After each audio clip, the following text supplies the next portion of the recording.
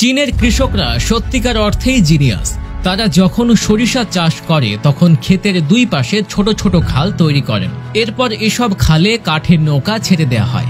সরিষা যখন বড় হয়ে ফুল ফোটে তখন পুরো এলাকাটি পরিণত হয় রূপকথা রাজ্যের মতো। পর্যটকদের আনাগোনায় ভরে যায় পুরো এলাকা। আগে থেকেই তৈরি করা এইসব ছোট খালে ঘুরে বেড়ান তারা। এতে এক ঢিলে দুই পাখি মারেন চীনের কৃষকরা।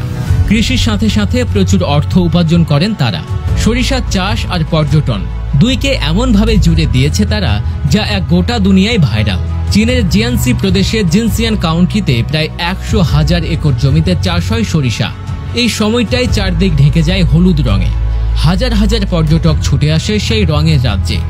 যারা সরিষার সৌন্দর্য দেখতে আসছে তারা এখন নৌকায় বসেই ঘুরে বেড়াচ্ছে ফুলের রাজ্যে। স্থানীয় প্রশাসনও বুঝে গেছে এই উদ্যোগের শক্তি।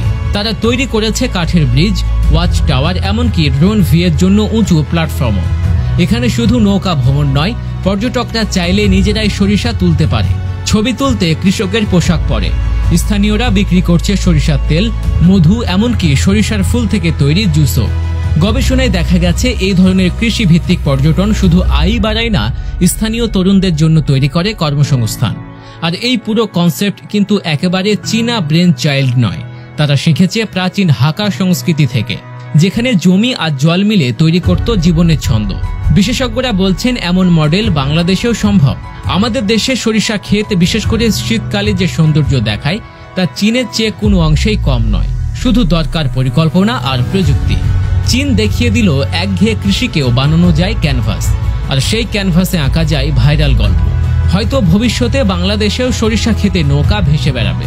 পর্যটকরা দেখবে সোনালী ফুলের মাঝে সূর্য ডোবা, আর কৃষকরা হাসবে আয় দেখে। দর্শক, আপনার এ বিষয়ে কোনো মন্তব্য থাকলে জানাতে পারেন কমেন্ট বক্সে। ভিডিওটি ভালো লাগলে লাইক দিন এবং আমাদের পেজের নতুন দর্শক হয়ে থাকলে পেজটি ফলো করে আমাদের সাথেই থাকুন।